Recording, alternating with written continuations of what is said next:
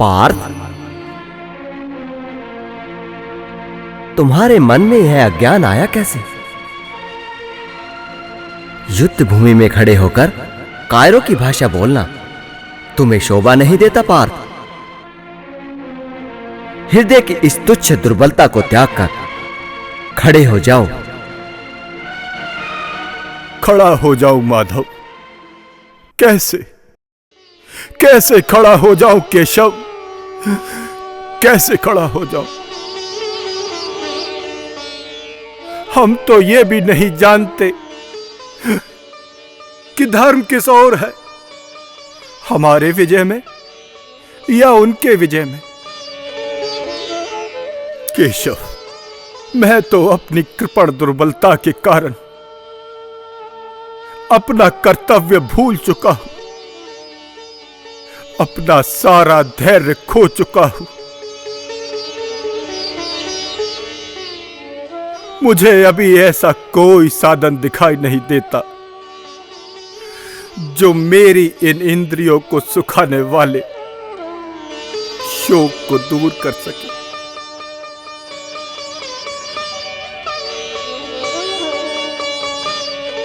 हे वासुदेव, इस विषम घड़ी में मुझको अपना शिष्य जानकर, मुझको अपना शरणागत मानकर जो धर्म मेरे लिए कल्याणकारी हो उसे विश्वास पूर्वक बताएं वासुदेव। पंडितों की भांति बातें भी करते हो और अज्ञानियों की तरह उनके लिए शोक भी करते हो जिनके लिए तुम्हें शोक नहीं करना चाहिए। ज्ञानी व्यक्ति न तो जीवित के लिए और न ही मृत के लिए शोक करते हैं।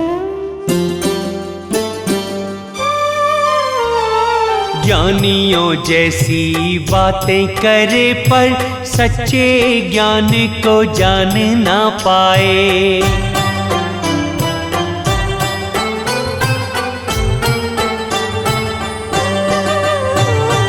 शोक का हेतु नहीं है वो अर्जुन जिनके शोक में तू अकुलाए।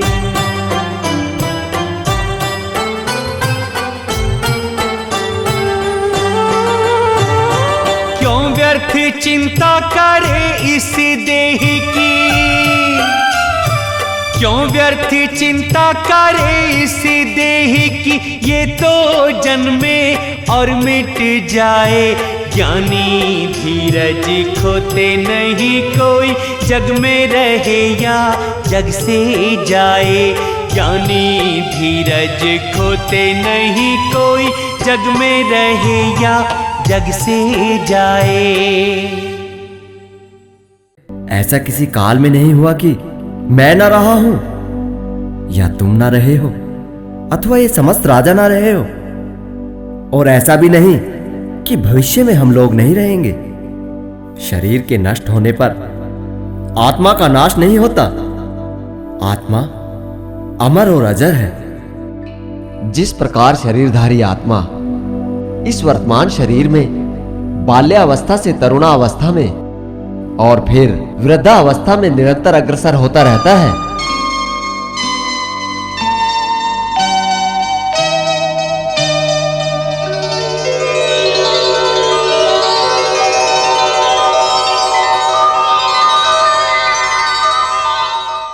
उसी प्रकार मृत्यु होने पर आत्मा दूसरे शरीर में चला जाता है।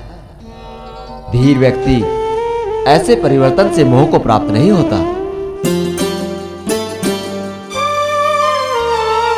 आत्मा बदले नहीं ये कभी भी, तन में बस परिवर्तन होता।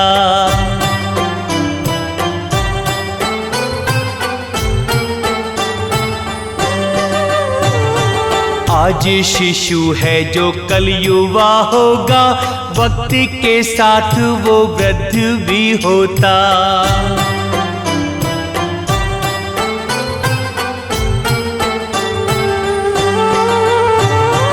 कितनी भी बदले अवस्थाएं लेकिन,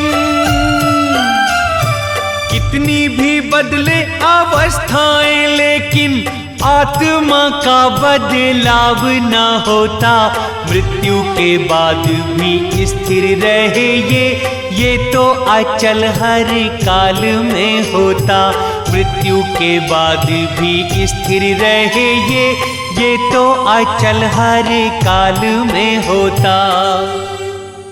हे अर्जुन, सुख तथा दुख का क्षणिक उदय तथा काल कर्म में उनका अंतर्ध्यान होना सर्दी तथा गर्मी ऋतुओं के आने जाने के समान है।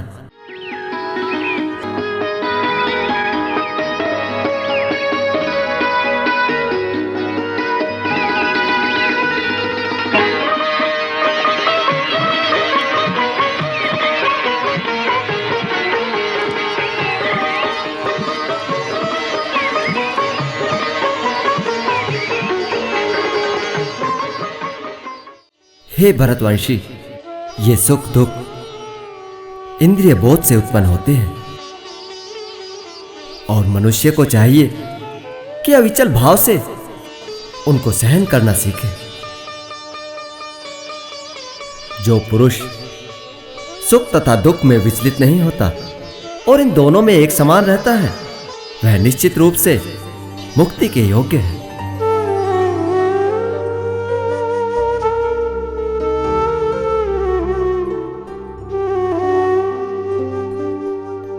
सुख दुख ऋतुओं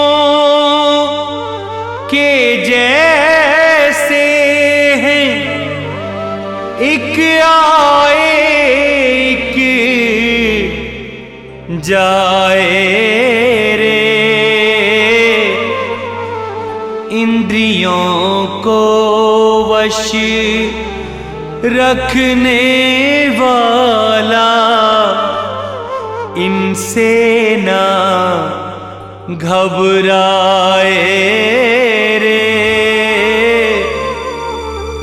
अविचल भाव से हे अर्जुन जो इनको सहन करे जाए रे, वो ही वीर योद्धा है, श्रेष्ठ है, वो ही परम गति पाए रे।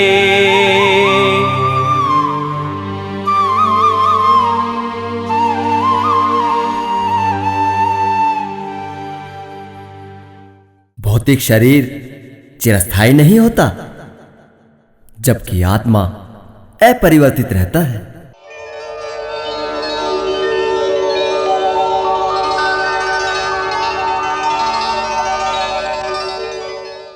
जो सारे शरीर में व्याप्त है उसे ही तुम अविनाशी समझो। उस अव्यय आत्मा को नष्ट करने में कोई भी समर्थ नहीं है। अविनाशी अजय तथा शाश्वत जीव के लिए भौतिक शरीर का अंत निश्चित है। अतः हे भरतवंशी, युद्ध करो। जो इस जीवात्मा को मारने वाला तथा इसे मरा हुआ समझता है, वे दोनों ही अज्ञानी हैं, क्योंकि आत्मा न तो मारता है और न मारा जाता है। ना जायते म्रियते वा कदाचिन नायम भूत्वा भविता न भूया अजो नित्या शाश्वतोयम पुराणो ना हन्यते हन्यमाने शरीरे। जीवात्मा मरता न कभी भी, पार्थ शरीर ही ये मरता है।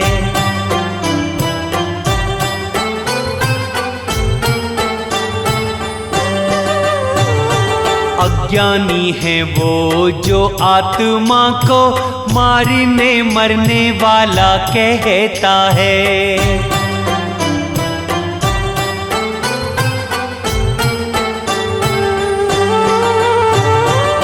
मारने अथवा मरने वाला, मारने अथवा मरने वाला पार्थ शरीर ही ये होता है। शस्त्रों से देह ही मिट सकती, आत्मा का ना कुछ होता है। शस्त्रों से देह ही मिट सकती, आत्मा का ना कुछ होता है। आत्मा न तो कभी जन्मा है, न जन्म लेता है और ना ही जन्म लेगा। वह तो अजन्मा, नित्य शाश्वत तथा पुरातन है। शरीर के मारे जाने पर भी वह मारा नहीं जाता। ना हन्यते हन्यमाने शरीरे। हे पार्थ, जो व्यक्ति यह जानता है वह भला कैसे किसी को मार या मरवा सकता है? जिस प्रकार मनुष्य पुराने वस्त्रों को त्याग कर नए वस्त्रों को धारण करता है, उसी प्रकार आत्मा भी पुरानी देह को त्याग कर नई देह को धारण करती है।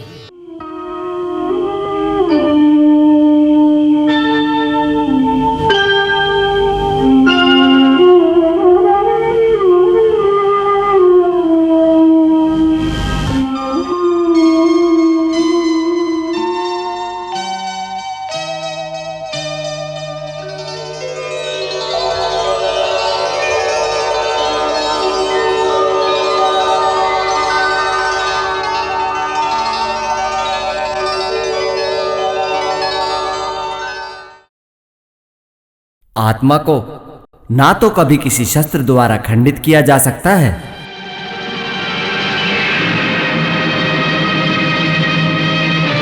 ना तो अग्नि द्वारा जलाया जा सकता है, ना तो जल द्वारा भिगोया जा सकता है और ना ही वायु द्वारा ही इसे सुखाया जा सकता है।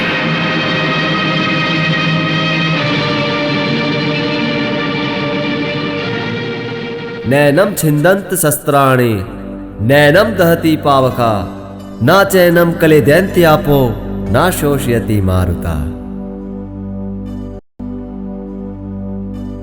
आत्मा तो अविनाशी, निर्विकार और अजन्मा है।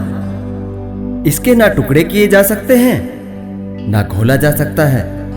यह तो शाश्वत, सर्वव्यापी, अविकारी, स्थिर तथा सदा एक सा रहने वाला है। इस भौतिक शरीर के अंदर अदृश्य है आत्मा, अव्यक्त, अकल्पनीय तथा अपरिवर्तनीय है। यह जानकर तुम्हें शोक नहीं करना चाहिए। तुम सोचते हो कि आत्मा सदा जन्म लेती है तथा सदा मरती है, तो भी हे अर्जुन, तुम्हें शोक नहीं करना चाहिए, क्योंकि जिसने जन्म लिया है उसकी मृत्यु निश्चित है और मृत्यु के पश्चात पुनर्जन्म भी निश्चित है। अतः जिससे तुम बच नहीं सकते उसके विषय में तुम्हें शोक नहीं करना चाहिए। सारे जीव प्रारंभ में अव्यक्त रहते हैं, मध्य अवस्था में व्यक्त होते हैं और विनिष्ट होने पर पुनः अव्यक्त हो जाते हैं। भला इसमें शोक करने की क्या आवश्यकता है? हे अर्जुन, कोई आत्मा को आश्चर्य की तरह देखता है, कोई आश्चर्य की तरह बताता है और कोई आश्चर्य की तरह सुनता है और कोई इसके विषय में सुनकर भी कुछ नहीं समझ पाते। हे भरतवंशी, देह में रहने वाली आत्मा का वध नहीं किया जा सकता, अतः तुम्हें किसी का भी शोक करने की आवश्यकता नहीं है। हे पार्थ, तुम व्यर्थ की शंका छोड़कर खड़े हो जाओ।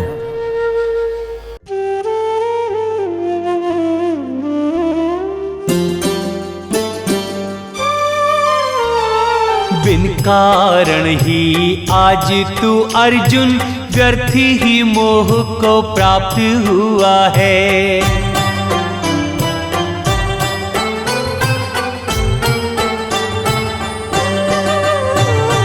वीर वीरों को ये कदापि उचित न शोक जो मन तेरे व्याप्त हुआ है।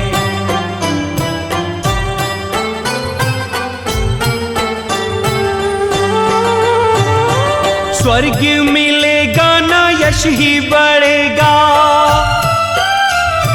स्वर्ग मिलेगा ना यश ही बढ़ेगा, क्यों ये है बोध समाप्त हुआ है। धर्म के युद्ध को शस्त्र उठा ले, कर्तव्य तेरे सम्मुख खड़ा है। धर्म के युद्ध को शस्त्र उठा ले, कर्तव्य तेरे सम्मुख खड़ा है। क्षत्रिय होने के नाते अपने विशिष्ट धर्म का विचार करते हुए तुम्हें जानना चाहिए कि धर्म के लिए युद्ध करने से बेहतर तुम्हारे लिए कोई अन्य कार्य नहीं है। हे अर्जुन, वे क्षत्रिय भाग्यवान हैं जिन्हें युद्ध के अवसर अपने आप प्राप्त होते हैं। उनके लिए तो स्वयं स्वर्ग के द्वार खुल जाते हैं। अतः तुम्हें अपने स्वधर्म का पालन करने में संकोच करने की आवश्यकता नहीं है। यदि तुम युद्ध करने के अपने स्वधर्म को नहीं अपनाते तो अपने कर्तव्य की उपेक्षा करने का तुम्हें पाप लगेगा और तुम योद्धा के रूप में भी अपना यश खो दोगे। लोग सदैव तुम्हारे अपयश का वर्णन करेंगे और सम्मानित व्यक्ति के लिए तो अपयश मृत्यु से भी बढ़कर है। जिन जिन महान योद्धाओं ने तुम्हारे यश और नाम को सम्मान दिया है, वो सोचेंगे तुमने डर कर युद्ध भूमि छोड़ दी है। इस प्रकार वे तुम्हें तुच्छ समझेंगे। तुम्हारे शत्रु अनेक प्रकार के झूठे और कटु शब्दों से तुम्हारे सामर्थ्य का उपहास करेंगे। इससे बढ़कर तुम्हारे लिए दुखदाई और क्या होगा। हे अर्जुन, यदि तुम इस युद्ध में मारे जाओगे तो स्वर्ग का सुख भोगोगे और जीतने पर पृथ्वी के समस्त साम्राज्य का भोग करोगे। अतः दृढ़ संकल्प करके सुख दुख, हानि या लाभ, जय पराजय का विचार किए बिना युद्ध करो पार्थ, युद्ध करो। ऐसा करने से तुम्हें कोई पाप नहीं लगेगा। आज जो करते बढ़ाई तुम्हारी, कल वो तुम्हारी बुराई करेंगे।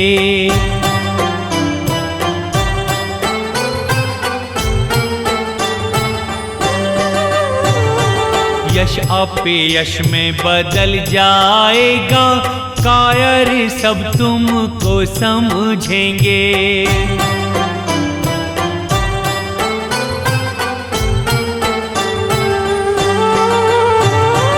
मारे गए तो जाओगे स्वर्ग को, मारे गए तो जाओगे स्वर्ग को, जीते तो राज्य को पाओगे। बिन आसक्ति करो युद्ध अर्जुन, सब पापों से बच जाओगे। बिन आसक्ति करो युद्ध अर्जुन, सब पापों से बच जाओगे। अतः तुम निष्काम भाव से कर्म करो। इसके करने से तुम कर्मों के बंधन के बोझ से मुक्त हो जाओगे। इस प्रयास में ना तो हानि होती है ना ह्रास, बल्कि इस पथ पर की गई अल्प प्रगति भी तुम्हारे कर्ता होने के महान भय से तुम्हें मुक्त कर सकती है। हे कुरुनंदन, दृढ़ प्रतिज्ञ बनकर अपनी बुद्धि को अनेक शाखाओं में विभक्त होने से रोको, क्योंकि निष्काम कर्म करने वाले दृढ़ रहते हैं और उनका लक्ष्य भी एक होता है।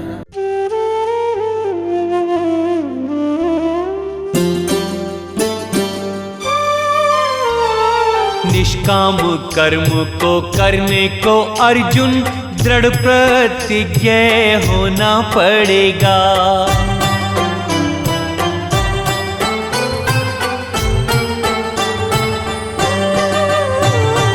द्वंद्व लाभ सुरक्षा की सारी चिंताओं से मुक्त होना पड़ेगा।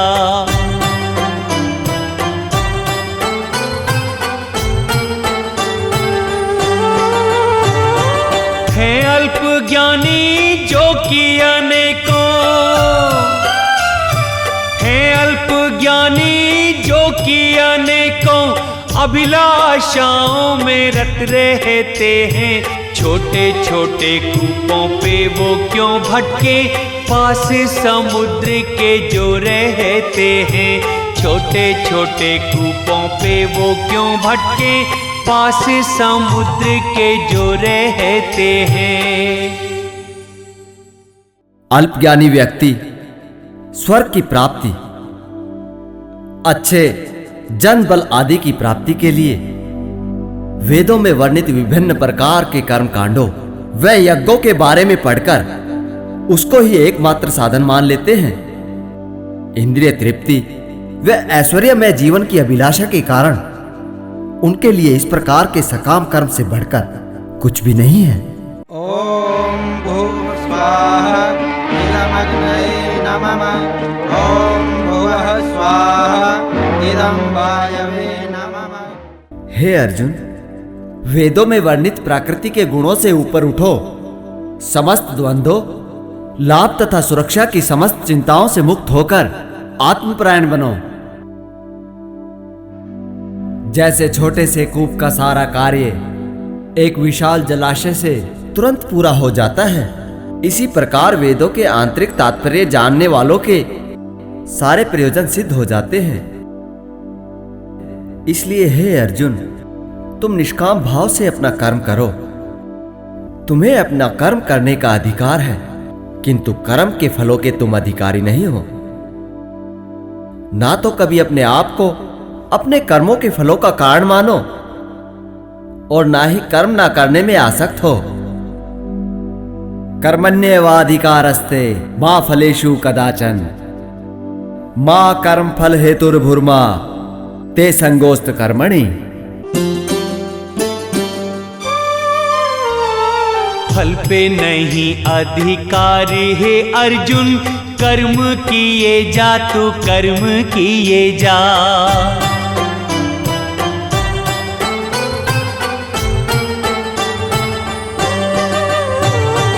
जय और पराजय की छोड़ आसक्ति, पालन अपना धर्म किए जा।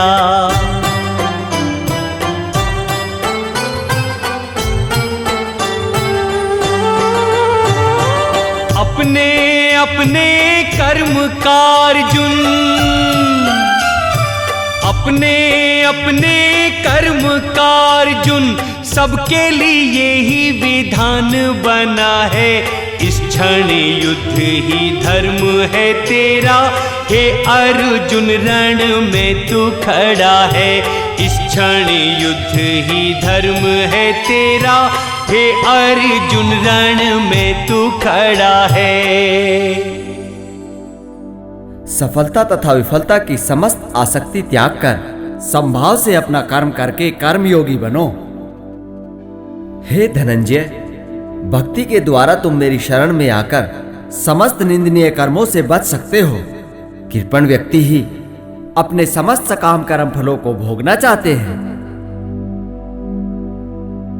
भक्ति के द्वारा मनुष्य इसी जन्म में अपने आप को अच्छे तथा बुरे कर्मों से मुक्त कर लेता है। अतः योग के लिए प्रयत्न करो, क्योंकि सारा कार्य कौशल यही है। मुक्त हो आसक्ति से अर्जुन, कर्म तू कर बन के कर्म योगी।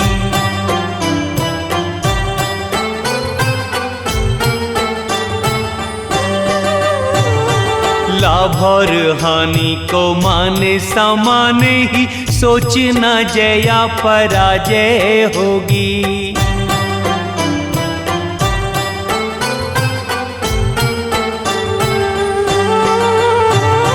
योग का है आधार समत्व ही, योग का है आधार समत्व ही। हे अर्जुन इसको अपना ले, कर्म के फल की मत कर चिंता, हृदय योग की ज्योति जगा ले। कर्म के फल की मत कर चिंता, हृदय योग की ज्योति जगा ले। इस प्रकार भक्ति में लगकर बड़े बड़े ऋषि मुनि तथा भक्तगण अपने आप को इस संसार के भौतिक कर्मों से मुक्त कर लेते हैं।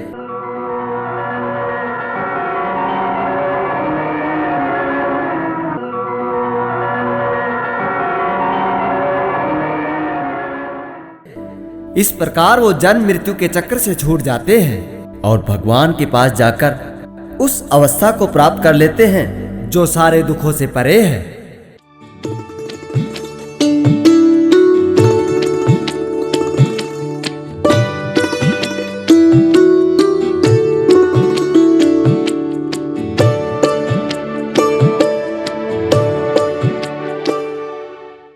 जब तुम्हारी बुद्धि मोह रूपी सघन वन को पार कर जाएगी, तब तुम सुने हुए तथा सुनने योग्य सभी के प्रति विरक्त हो जाओगे।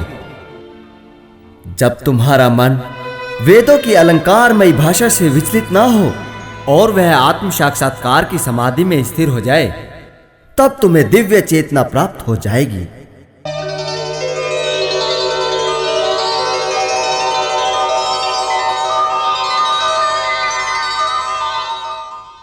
हे केशव, आध्यात्म में लीन स्थित प्रज्ञ व्यक्ति के लक्षण क्या है? वो कैसे बोलता है, कैसे चलता है और कैसे रहता है? हे पार्थ, जब मनुष्य मनोधर्म से उत्पन्न होने वाली इंद्रिय तृप्ति की समस्त कामनाओं का परित्याग कर देता है और जब इस तरह से विशुद्ध हुआ उसका मन आत्मा में संतोष प्राप्त करता है, तो वह स्थित प्रज्ञ कहा जाता है। सर्व कामनाओं को जो त्यागे, सुख पाने का न हर्ष मनाए।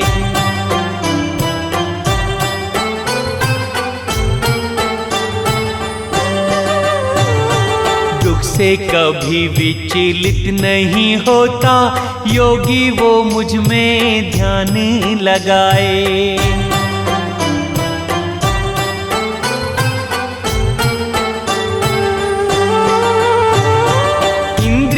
को वश में अपने राखे, इंद्रियों को वश में अपने राखे, संयम जिसका डोल न पाए। भय क्रोध आसक्ति से मुक्त प्राणी, अर्जुन स्थित प्रज्ञ कहाए। भय क्रोध आसक्ति से मुक्त प्राणी, अर्जुन स्थित प्रज्ञ कहाए। जो त्रय तापों के होने पर भी मन में विचलित नहीं होता अथवा सुख में प्रसन्न नहीं होता और जो आसक्ति, भय तथा क्रोध से मुक्त होता है, वही स्थित प्रज्ञ है। जो व्यक्ति इस भौतिक संसार में शुभ या अशुभ वस्तु की प्राप्ति पर ना तो प्रसन्न होता है और ना ही अप्रसन्न, वही पूर्ण ज्ञान में स्थिर होता है। जिस प्रकार कछुआ अपने अंगों को संकुचित कर अपने भीतर समेट लेता है, उसी प्रकार जो व्यक्ति अपनी इंद्रियों को इंद्रिय विषयों से खींच लेता है, वह स्थित प्रज्ञ बन जाता है। हे अर्जुन, देहधारी जीव इंद्रिय भोग से भले ही निवृत्त हो जाए, परंतु उसमें इंद्रिय भोगों की इच्छा बनी रहती है।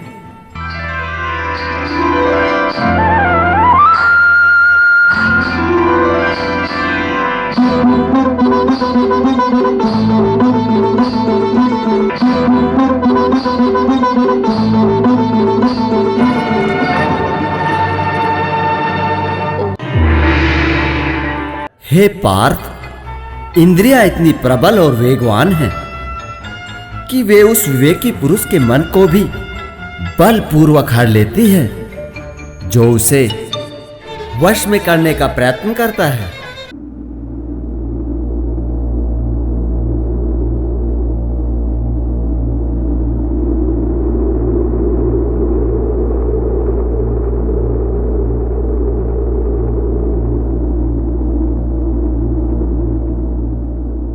जो पुरुष इंद्रियों को वश में करके इंद्रिय संयमन करता है और अपनी चेतना को मुझ में स्थिर कर देता है, वह मनुष्य स्थिर बुद्धि अर्थात अध्यात्म में लीन कहलाता है।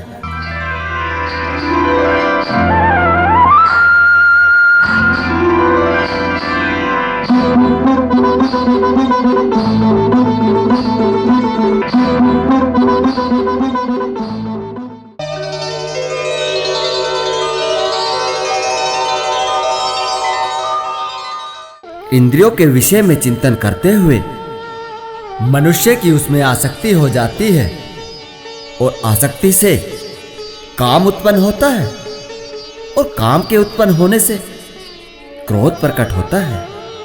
क्रोध से पूर्ण मोह उत्पन्न होता है और मोह से स्मरण शक्ति भ्रमित हो जाती है।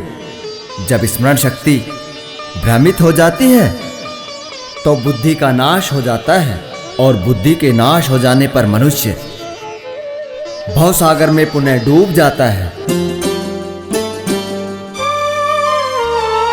विषयों से आसक्ति हो उत्पन्न, कामाग्नि को जो सुलगाए।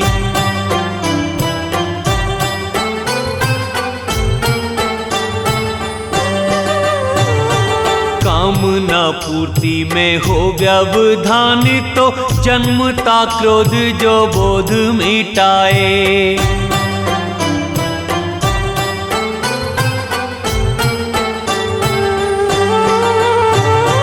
क्रोध से मूढ़ता उत्पन्न होती,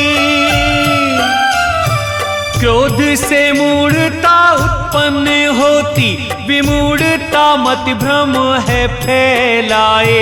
भ्रम से बुद्धि का नाश है होता, प्राणी को जो भाव कूप गिराए।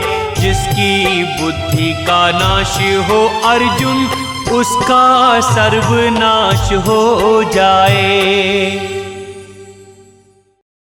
समस्त राग तथा द्वेष से मुक्त, संयम द्वारा इंद्रियों को वश में करने में समर्थ व्यक्ति भगवान की पूर्ण कृपा पा सकता है।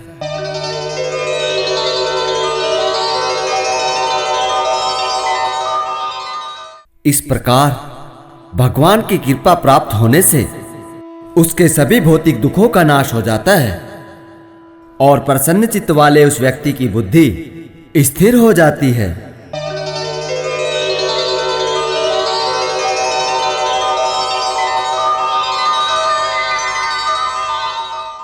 जिसका मन परम शक्ति में नहीं लगा हुआ है, उसकी न तो बुद्धि दिव्य होती है और ना ही मन ही स्थिर हो पाता है।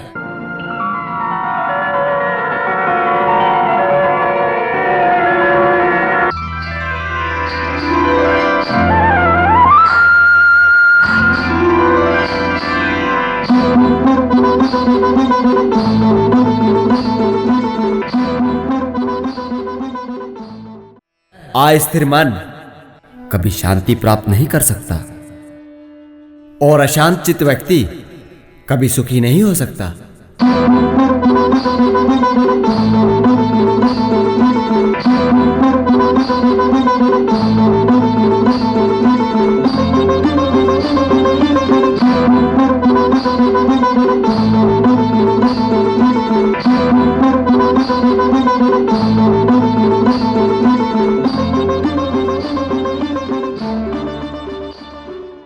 जिस प्रकार पानी में तैरती नाव को प्रचंड वायु दूर बहा ले जाती है, उसी प्रकार भटकती इंद्रियों में से कोई एक जिस पर मन निरंतर लगा रहता है, वो उसकी बुद्धि को हर लेती है।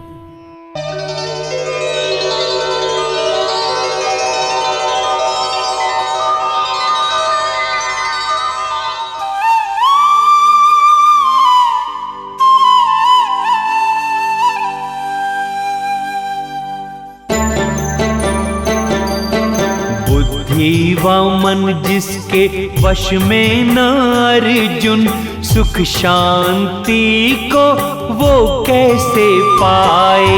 जैसे प्रचंड हवा नौका को अर्जुन अपने ही साथ बहा के ले जाए। वैसे ही चंचल मन इंद्रियों को पल पल विचलित करे और भटकाए। जो पार्थ इस मन को दास बना ले, प्राणी वही है मुक्ति को पाए।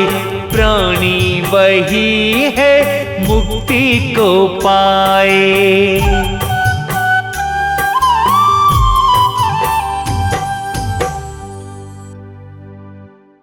अतः हे महाबाहु, जिस पुरुष की इंद्रियां अपने अपने विषयों से सब प्रकार से विरक्त होकर उसके वश में है, वही स्थित प्रज्ञ है।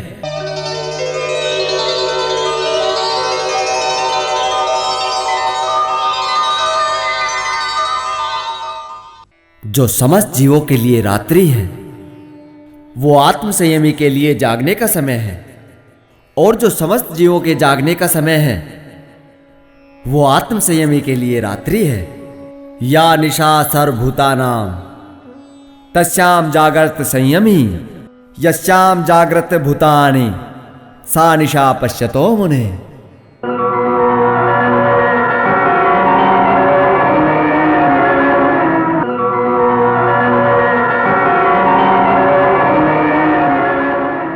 जो पुरुष समुद्र में निरंतर प्रवेश करने वाली नदियों के समान इच्छाओं के निरंतर प्रवाह से विचलित नहीं होता और जो सदैव स्थिर रहता है, वही शांति प्राप्त कर सकता है।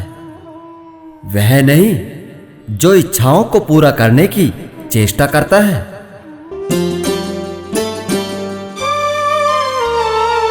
स्थित प्रज्ञ है गहरा सागर, महाज्ञानी भी था ना पाते।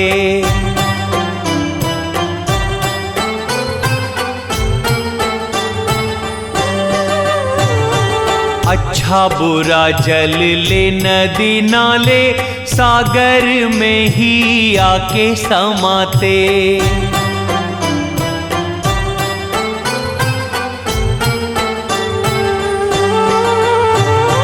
सागर सबको ही अपनाता, सागर सबको ही अपनाता, फिर भी निज सीमा नहीं तोड़े। भोग भले भरमाए कितने, संयम स्थित प्रज्ञ ना छोड़े। रहता सदैव ही वो तो स्थिर, मर्यादा नहीं अपनी तोड़े। जिसने इंद्रिय तृप्ति की समस्त इच्छाओं का परित्याग कर दिया है, जो इच्छाओं से रहित है, और जिसने सारी ममता त्याग दी है तथा अहंकार से रहित है, वही वास्तविक शांति को प्राप्त कर सकता है।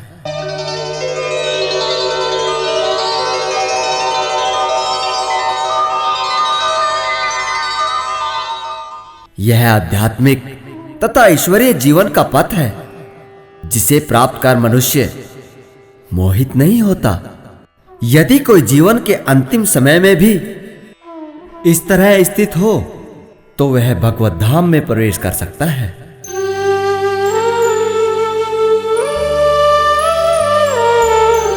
आत्मा जर अमर है अर्जुन, बाकी सब कुछ जान तू नश्वर।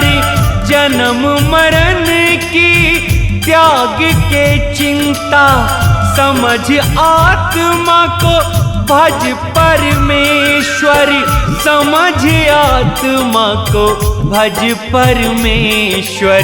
काहे भरम झूठे मन में पाले, प्रभु पे भरोसा कर नाम झाले। श्री कृष्ण गोविंद हरे मुरारे, हे नाथ नारायण वासुदेवा। श्री कृष्ण गोविंद हरे मुरारे, हे नाथ नारायण वासुदेवा।